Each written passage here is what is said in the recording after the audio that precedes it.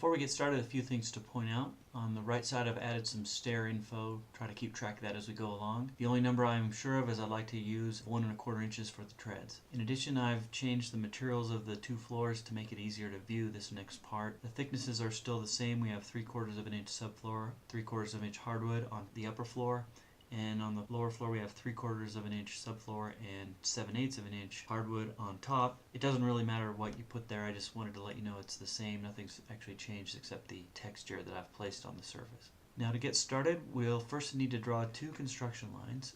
So we'll zoom in here on the upper floor, and the first construction line we'll draw is going to represent the thickness of the tread. We use T for tape measure. We hover over the edge of the upper floor, click once, and drop down in the blue direction and put in 1.25. That gives us our first construction line. The second construction line will be parallel to this edge. So we'll click once and move over in the red direction, type in 0.75. Now the next thing we'll do is draw a vertical line, and it's going to extend from the surface of the second floor to the surface of the first floor.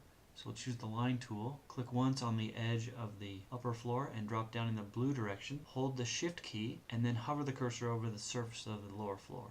And click a second time to get the vertical line. Now we're still in the line tool, so we'll press space to get out of that. And now we have a vertical line that extends from the surface of the upper floor to the surface of the lower floor. What we want to do with this line is we want to divide this vertical line so that it represents the rise of our stairs. Right click on the line and choose divide. And as you can see, we move the cursor and we get different number of segments and a different length of each segment as we move the cursor up or down. In traditional stairs, it should be around an 8-inch rise. We'll move the cursor till we see 8 inches, which is in this case 15 segments, and we'll click. Now we know our rise is 8 inches, so we'll come up to our notes field and type in the rise of 8 inches. Back to Sketchup, and we'll use the line tool, and we'll now determine the run. So if we estimate how far this is, we can use the tape measure to do that. Tape measure on this line, click once, and extend over to about here. Looks like it's a little over 12 feet, 144 inches, and we have 15 segments. So if we were to use a run of 10 inches, we'd end up with 150 for our total run, which would put us off the edge of the lower floor. So for the run, we'll use 8.5. So we choose the line tool, and we find the end of that the first of the 15 segments. There's the midpoint of it, there's the end point of that first segment. So we'll click once, and we'll move over in the red direction. We'll use 8.5. And we're still in the line tool, so we click spacebar to get out. So now we can update this. Our run is 8.5 inches. And we also know that our number of steps is 15 because we divided that first vertical line into 15 segments. So there's our basic stair info right there. Back to Sketchup, and we can select the second segment and delete it. So now we've got a representation of our rise and our run. So we're done with this rest of this vertical line, so we'll triple click it and hit delete. Now what we'll do is take this right angle here and we'll move it. So we select the vertical piece and then hold shift and select the horizontal piece.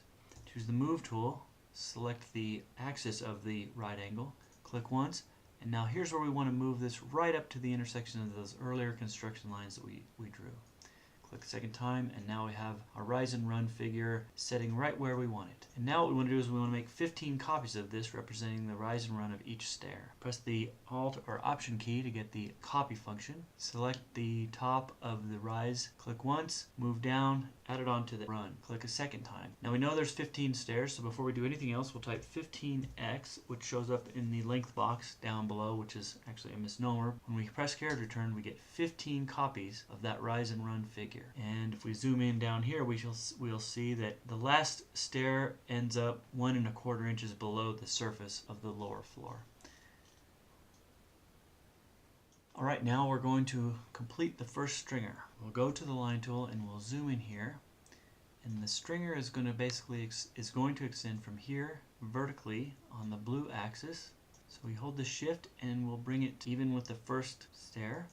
Click a second time, and we're still in line tool, and we still want to be in the line tool. So now we'll zoom down here, and we basically want to end this stringer aligned here. If it's going to rest on the floor, we'll align it from here, and we'll come over and we'll want to end it right even with this rise line for the second stair. So we'll click a second time, and then we'll complete the stringer by clicking back over here, making the side of the stringer. So there's a few lines we don't need here. We don't need this vertical piece here anymore, and we don't need this horizontal piece here. And at the top, we don't need this vertical piece there. This is the size and shape of the stringer. If we make it out of 2x material, we want to push this in 1.5. And now this represents one of the stringers, so we can create a component out of this. We can triple click it, type G to create a component, and we'll just call this the stringer. So now we have the first stringer, and if we'd like, we could add the second stringer. So we can zoom in here, use the move tool, use the Alt or Option key to copy, slide it over on the green axis. I'm just going to slide it over 36 inches, and there we have our two stringers. Now at this point we could add some treads. We could start drawing treads. To use the rectangle tool, we'll start in this corner and extend over to this corner, and use the push-pull tool, and we've said the thickness of the tread is 1 1/4, so we type in 1 1/4. That's our first tread, and we probably want it to stick out a little bit. So to complete the stringer, we push that out 1 inch. The arc tool, and I'm going to basically put a half circle here and then push this back to make a bull nose on the edge of our tread. Triple click it and make a component out of it. And now we need 15 of those, although we don't actually need one at the very bottom, so we might only need 14, but let's just grab this one here with the move tool, and we'll select it from this corner and we'll move it to there. And we want to do that either 14 or 15 times. Let's try 15x. We ended up with one in the floor, so we'll type 14x, and now we have 14 treads.